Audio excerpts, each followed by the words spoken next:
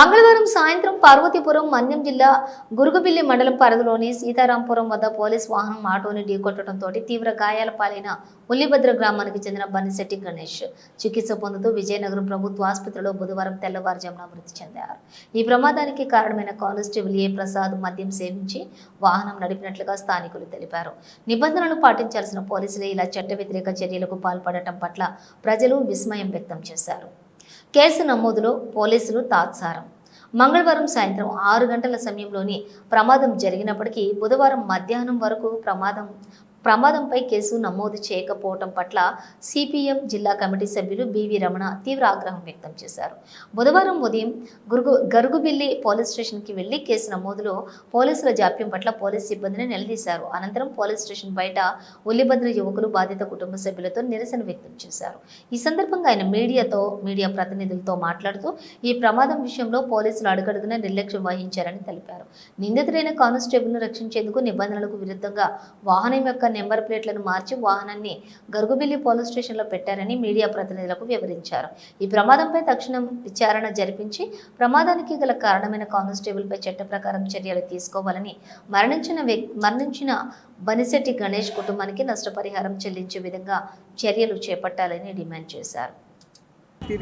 ఎంత తాగారు సార్? ఎంత తాగారు?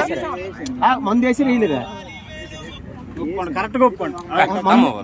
మీరు ఆగండి. మందు వేసి వేయలేదా? లెఫ్ట్ రైట్ పక్కన పెట్టి మీరు మందు వేసారు లేదా? అది బివి రమణ అండి, సిపిఎం పార్టీ జిల్లా కమిటీ సభ్యుడిని. నిన్న అనగా మంగళవారం సాయంత్రం 6 గంటల సమయంలో గరుగుబిల్లి మండలం సీతారాంపురం సమీపంలో రోడ్డు ప్రమాదం జరిగింది. ప్రభుత్వ పోలీసు వాహనం ఢీకొని ఒక ఆటో కార్మికుడు మృతి చెందడం జరిగింది. అయితే ఈ రోజు వరకు అంటే దాదాపు రోజు గడుస్తున్నప్పటికీ నేటి వరకు కేసు పోలీసులు నమోదు చేయలేదు. ఎందుకనంటే మేము అభిప్రాయపడుతున్నది, అవతల ప్రమాదానికి చేసిన వ్యక్తి పోలీసు సిబ్బంది. ఆయన తప్పతాగి తమ వాహనాన్ని, ప్రభుత్వ వాహనాన్ని, పోలీసు వాహనాన్ని నడపడం వల్ల ఈ ప్రమాదం జరిగింది. దీనికి బాధ్యులను కఠినంగా శిక్షించాలని సిపిఎం పార్టీగా మేము కోరుతున్నాము. అంతేకాదు చట్టాన్ని, న్యాయాన్ని కాపాడాల్సిన పోలీసు యంత్రాంగం తప్పుదోవ పట్టిస్తుంది కేసుని. ఆ నెంబరు ఏదైతే ఉందో ఏపీ 16 TC 0117 అనేటువంటి నెంబరు ప్లేట్ని మార్పు చేసి ఈరోజు గరుగుబిల్లి పోలీస్ స్టేషన్కి వాహనాన్ని తీసుకొచ్చారు. అంటే సొంత వాహనంగా రిజిస్టర్ అయినటువంటి వాహనాన్ని ఈరోజు ట్యాక్సీ వాహనంగా తెచ్చి ఆ నిందితుడిని కాపాడుకునే ప్రయత్నం పోలీసు యంత్రాంగం చేస్తుందని చెప్పేసి మాకు అందరికీ అనుమానం కలుగుతుంది.